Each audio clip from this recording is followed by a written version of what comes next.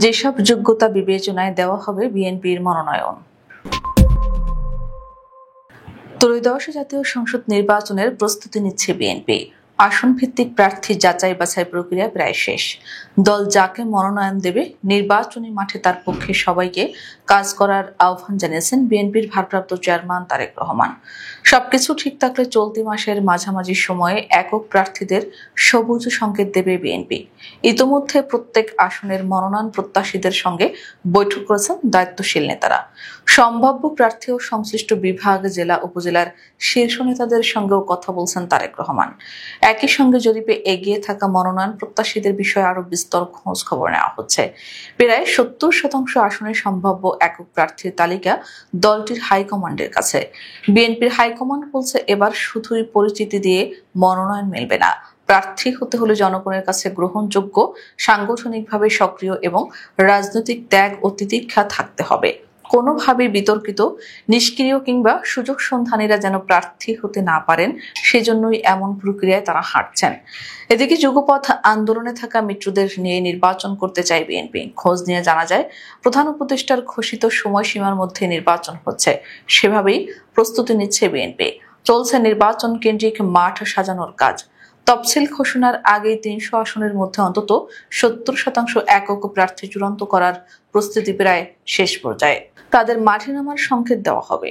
আসন্ন নির্বাচনের প্রার্থী চূড়ান্ত করতে এ পর্যন্ত অন্তত 5টি জরিপ চালিয়েছেন বিএনপির ভারপ্রাপ্ত চেয়ারম্যান। আন্তর্জাতিকভাবে সরকারি ও বেসরকারি বিভিন্ন সংস্থা, দলের সাংগঠনিক টিম এবং মিডিয়ার মাধ্যমে এসব জরিপ করা হয়। বিএনপির ভারপ্রাপ্ত চেয়ারম্যান বেঁধে দেওয়া মানদণ্ডে আন্দোলন সংগ্রামে সম্পৃক্ত, ত্যাগী, সততার পরীক্ষায় উত্তীর্ণ, এলাকায় জনপ্রিয় ও ক্লিন ইমেজধারী, এসব তালিকায় প্রতিটি আসনে একাধিক সম্ভাব্য প্রার্থীর নাম উঠে আসে। তাদের নিয়েই সম্প্রতি গুলশান কার্যালয়ে দলের দায়িত্বশীল নেতারা বৈঠক করেন। নির্বাচনী প্রস্তুতি ও মাঠ পর্যায়ে দলের সাংগঠনিক শক্তি আরও জোরালো করা সহ দলের স্বার্থে সবাইকে ঐক্যবদ্ধ থাকার নির্দেশনা দেওয়া হয়। দল যাকে মনোনয়ন দেবে নির্বাচনী মাঠে তার পক্ষে সবাইকে কাজ করার আহ্বান জানান তারেক রহমান। একই সঙ্গে কঠোর বার্তাও দেন তিনি। জানা যায়, দলের সিদ্ধান্তের বাইরে কেউ কাজ করলে কিংবা দলীয় শৃঙ্খলা ভঙ্গ করলে তার বিরুদ্ধে তাৎক্ষণিকভাবে সাংগঠনিক ব্যবস্থা নেবে বিএনপি। এমন সতর্কবার্তা ইতোমধ্যে মনোনয়ন প্রত্যাশীদের দেওয়া হয়েছে। বিএনপির নীতি নির্ধারণী পর্যায়ের কয়েক নেতার সঙ্গে কথা বলে জানা যায়, সম্ভাব্য একক প্রার্থীদের প্রথমে আনুষ্ঠানিকভাবে সবুজ সংকেত জানানো হবে। মাঠ পর্যায়ে তারা প্রচারণা চালাবেন।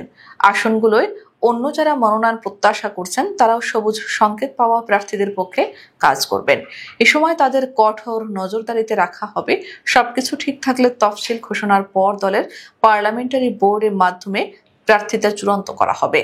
মির্জা ফখরুল ইসলাম আলমগীর বলেছেন, আমাদের নেতা তারেক রহমান যেভাবে নির্দেশ দিয়েছেন সেভাবেই আমরা নির্বাচনের প্রস্তুতি নিচ্ছি। বিএনপির জাতীয় স্থায়ী কমিটির সদস্য খন্দকার মোশাররফ হোসেন গণমাধ্যমকে বলেন, আগামী নির্বাচনের জন্য বিএনপি পুরোপুরি প্রস্তুত। একক প্রার্থীর তালিকা প্রস্তুত করা হচ্ছে। কবে নাগাদ সম্ভাব্য প্রার্থীদের সবুজ সংকেত দেওয়া হবে সেটা নিয়েও আলোচনা হচ্ছে। আমাদের ভারপ্রাপ্ত চেয়ারম্যান তারেক রহমান ও নীতি নির্ধারকরা এ বিষয়ে শিগগিরই সিদ্ধান্ত নেবেন।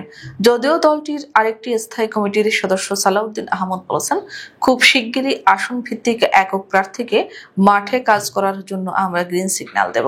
তবে সেটা চূড়ান্ত নয়। তফসিল ঘোষণার পর পার্লামেন্টারি বোর্ডের মাধ্যমে আমরা চূড়ান্ত মনোনয়ন দেব। তিনি এও বলেন, প্রতিটি আসনে আমাদের একাধিক যোগ্য প্রার্থী আছেন। অনেক আসনে আমাদের 5 জন, 7 জন এবং 10 জন করে যোগ্য প্রার্থী আছেন।